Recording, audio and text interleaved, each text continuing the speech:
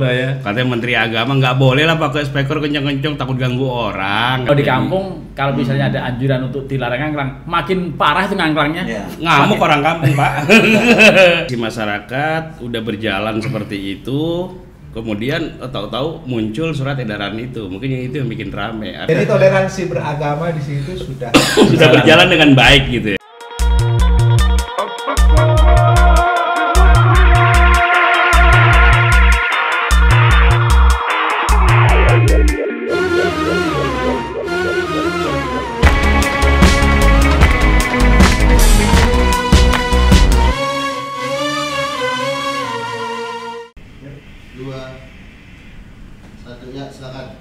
Assalamualaikum warahmatullahi wabarakatuh.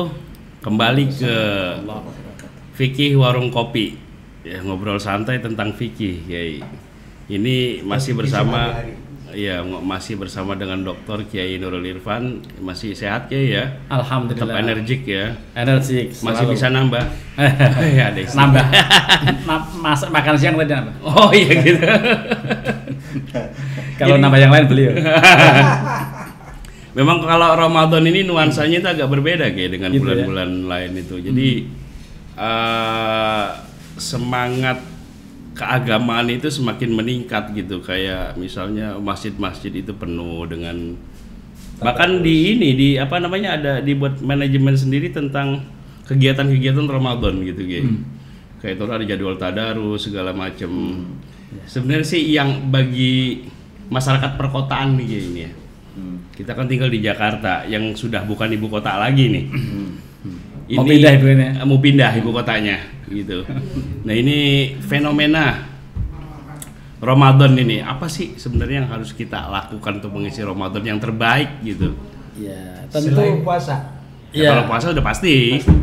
Yang selalu kita jalankan di bulan Ramadan itu ya qiyamul Ramadan dan itu diisi dengan sholat taraweh berikut ceramah dan witirnya gitu, termasuk kemudian di masjid-masjid tertentu dilanjutkan dengan tadarus.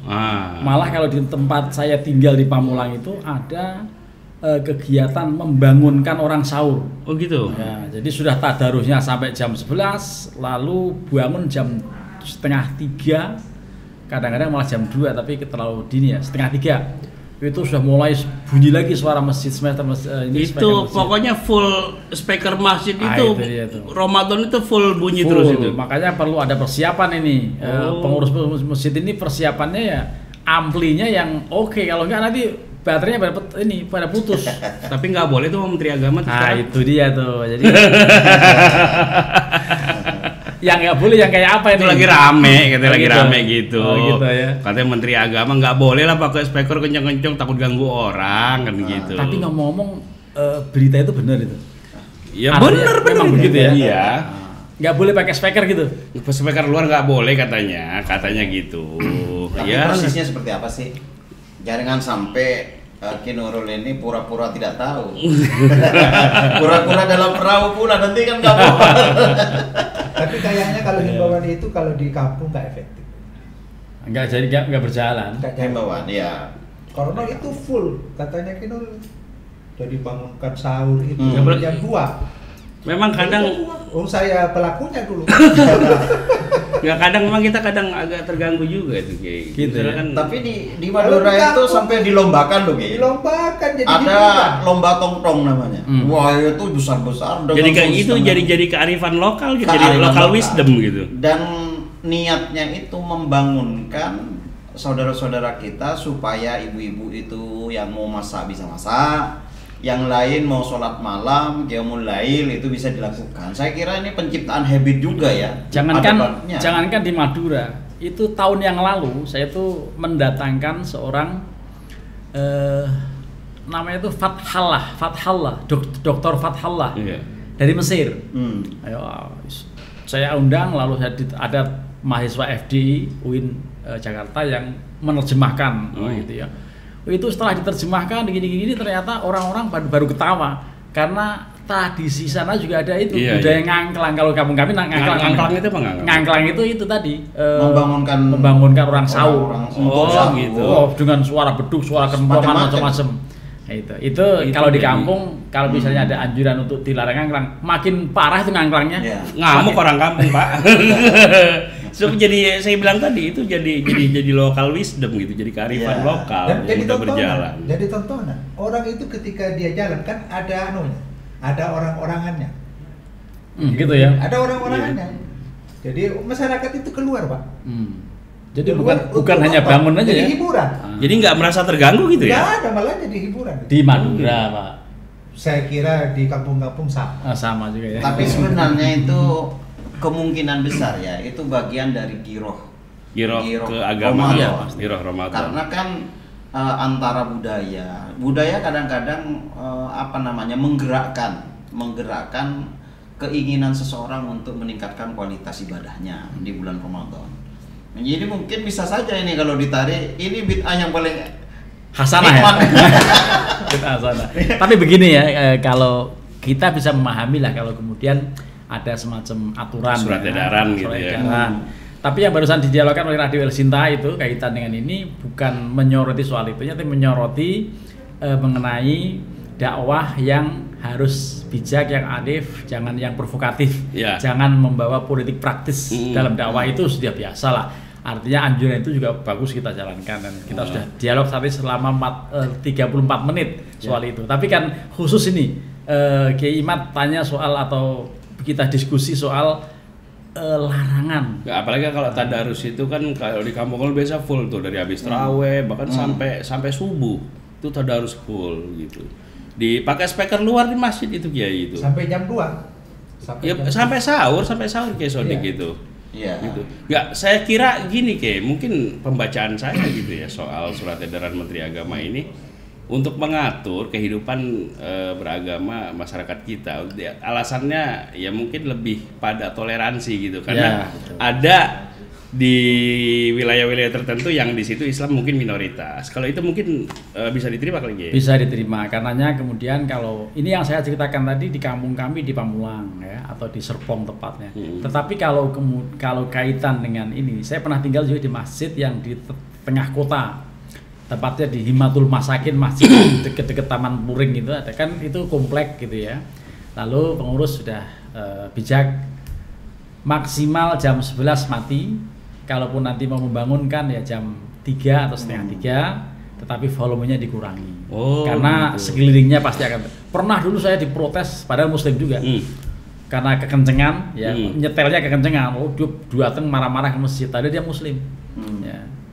Mestinya sih marah-marah itu kalau misalnya bukan muslim mungkin bisa rame, tapi karena dia muslim ya saya cukup aja kurangin volumenya gitu. Artinya kan kalau seperti itu kan belum ada surat edaran itu ya, artinya jauh itu waktu itu masyarakat, tradisi masyarakat udah berjalan seperti itu, kemudian tahu-tahu muncul surat edaran itu, mungkin itu yang bikin rame. Artinya kalau menurut saya sih ya nggak usah dibuat aturan kayak gitulah, karena itu sudah berjalan, masyarakat sudah memahami, sudah selesai lah urusan toleransi di tengah masyarakat. Gimana menurut Dr. Jufri? Mungkin memang begini Kiai, sebagian pengurus teknis di masjid itu terkadang dia itu kalau misalnya di desa nih ya, kayak di daerah saya di Bondowoso gitu, Jawa Timur gitu, ada pengurus masjid yang teknis yang mengelola loudspeakernya dan seterusnya.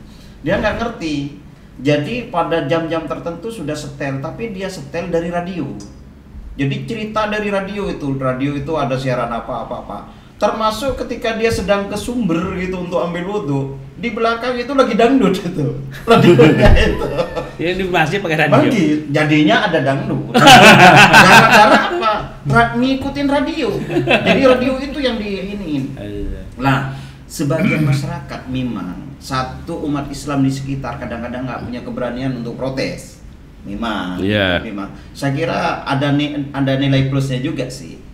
Yang kedua cuman pasti tidak efektif juga karena sebagian sudah merasa nggak apa-apa, atau minimal orang tidak mau protes gitu ya, nggak protes. Walaupun protes ngomong sendiri, coba soundnya jangan sorot ke sini kayak kemana gitu. Ada yang begitu. Kalau memang katanya Gus Imad tadi itu di daerah-daerah tertentu seperti Bali itu memang sudah mulai dulu.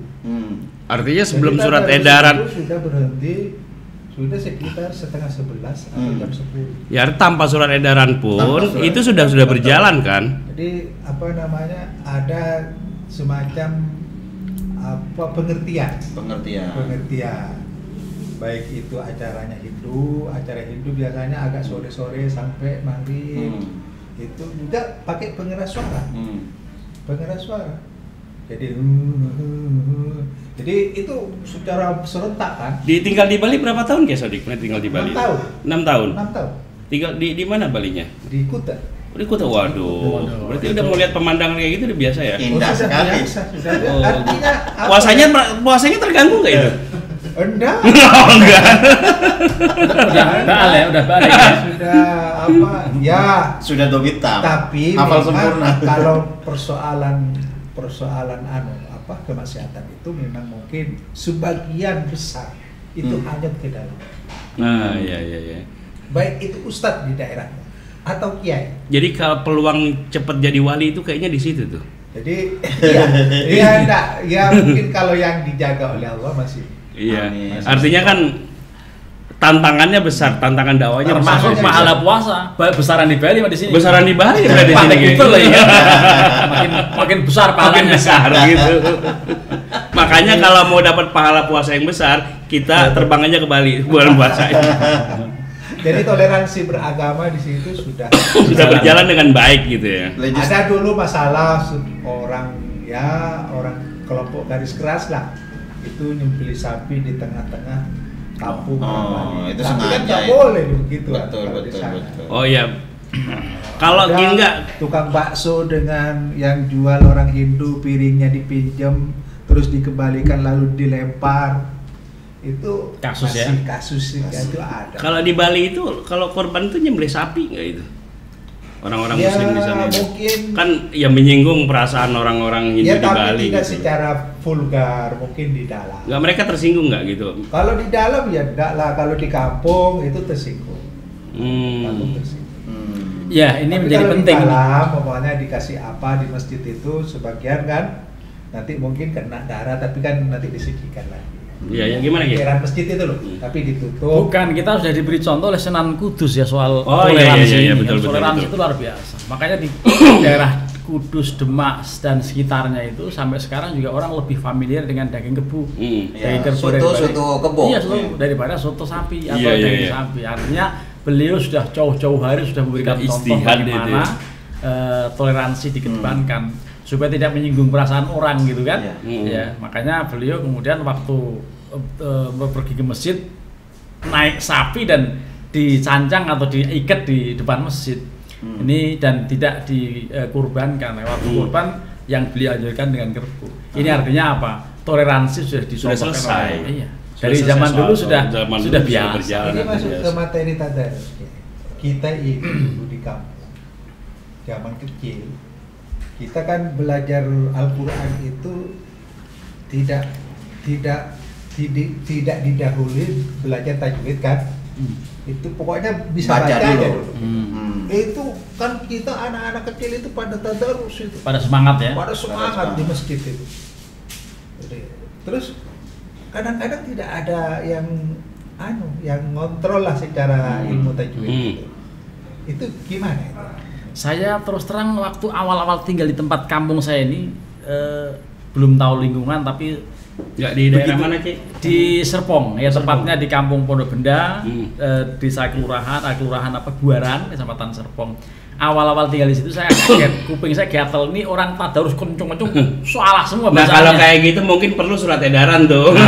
Udah bacaan Qurannya nggak bener pakai speaker luar, kalau jadi malah mengganggu. Iya, akhirnya saya pernah tegur, tapi begitu ditegur dia akhirnya malah kemudian Bisa ngomong tersinggung, lapor, ya? iya tersinggung. Bisa tersinggung, Iya. benar. Saya tersinggung. Tersinggungnya untuk dia anak muda kecil ya, maksudnya Iya, anak iya. kecil. Dia lapor sama orang gitulah, sama tokoh di situ, dan akhirnya ya sudah, akhirnya kita hargai semangatnya, biarin aja udah. Tapi akhirnya lama-lama setelah kita lama Tapi tinggal speakernya situ, matiin.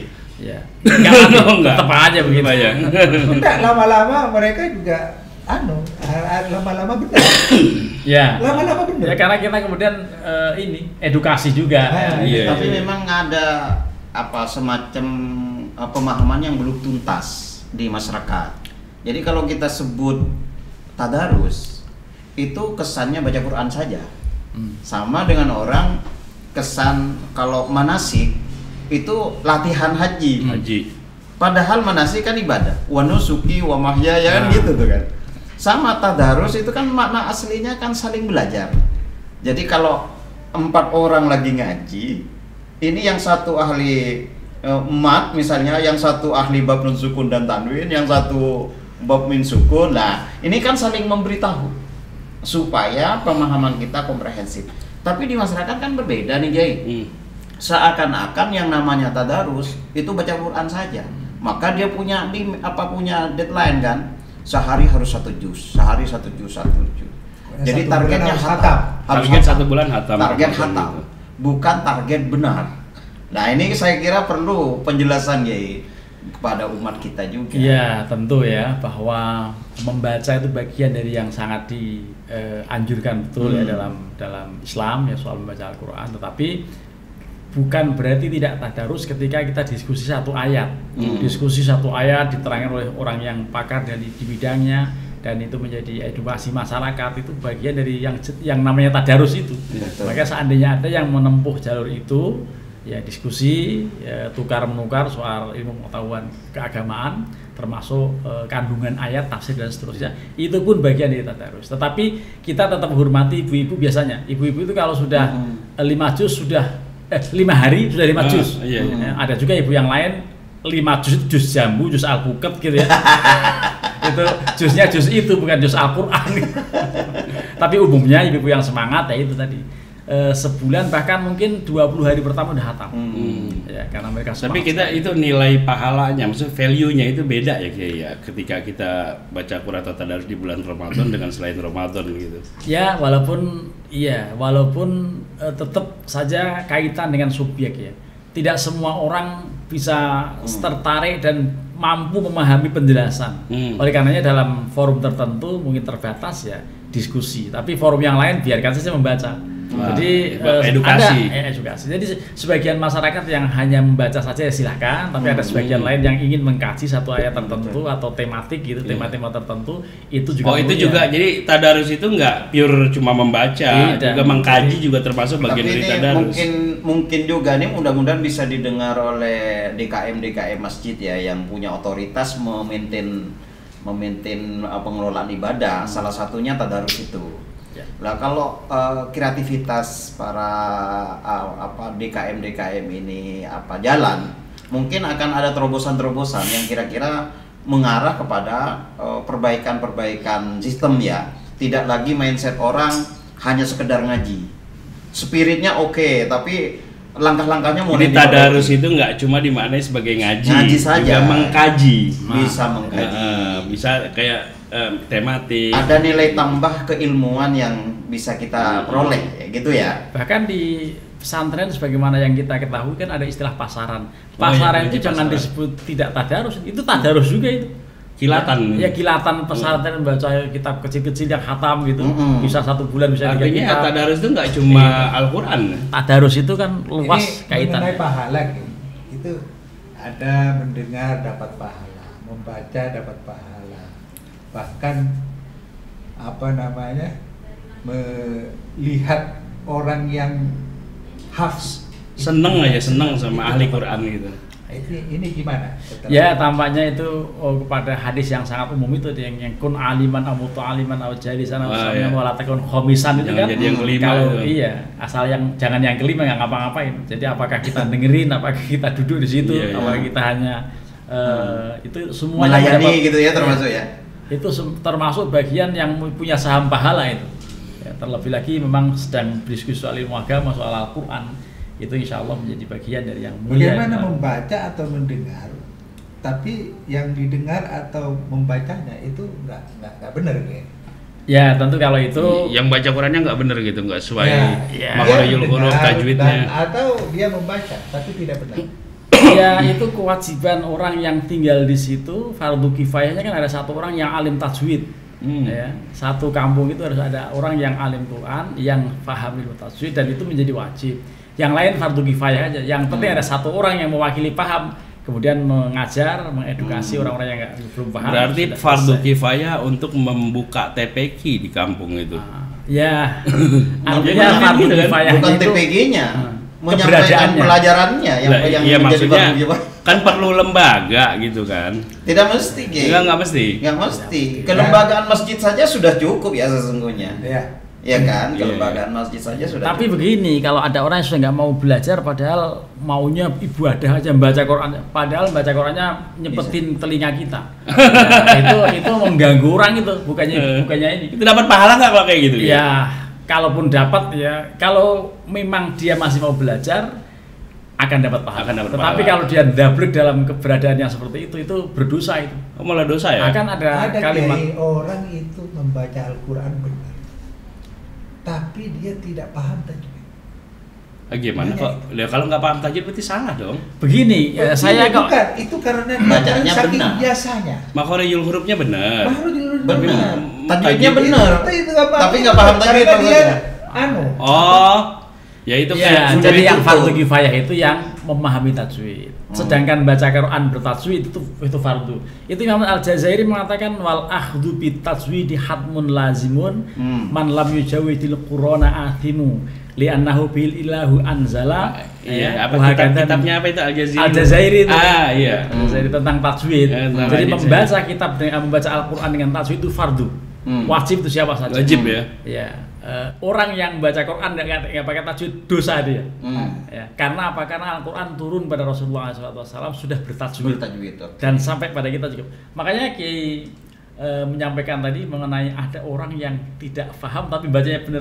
Sudah Gurunya bertajwid. benar gitu kan? Enggak, saya- Gurunya benar gitu. Saya ingat Bagus. ngaji dulu begitu Kiai. Pertama nggak diajarin tajwid dulu kita. Pokoknya ngikutin ucapan guru, Iya. bacaan guru. Itulah saya menjadi ingat lagi-lagi Muallim Syafi'i Hadami. Itu beliau mengatakan dalam Islam ini tata belajar hubungan murid dengan guru ada 3. 1.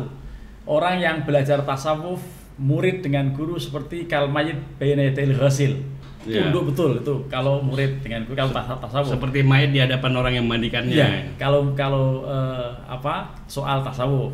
Tapi kalau soal bahasa Arab, Arabic grammar, nahwu shorof, segala macam fa'al, itu harus lebih aktif murid dari guru supaya lebih pinter. Tetapi kalau yang baca Quran, mau nggak mau murid harus mau sanggup lihat mulut guru. Jadi Itu tawafuknya betul itu. yang disampaikan Dr. Fatoni itu kan apa namanya juri internasional tuh PTI gitu. Jadi beliau sampaikan sama saya gini rumusnya. Kalau ada orang ngaji Al-Quran, bacaannya bagus, pasti mulutnya jelek. Gitu. Maksudnya mulutnya jelek? Ya, nggak dibikin-bikin bagus Oh, lah. iya sih. Pokoknya Kayak mulutnya pasti jelek. monyong gitu ya. Tapi kalau bacaannya jelek, pasti itu mulutnya dibagus-bagusin. Jadi kemana gitu? Betul itu hubungan Ini murid dan tadarus guru. Kiai. Pemahaman orang kan tadarus itu habis tarawih. Tapi kalau di kampung saya enggak, siang hari juga tadarus. Full. Betul. Full time. Siang hari. Ya. Dan pakai pengeras suara di luar. Siang juga. Siang. Siang juga, iya siang juga. Siang. Ya kan kembali kepada kearifan lokal tadi. Ada Iya.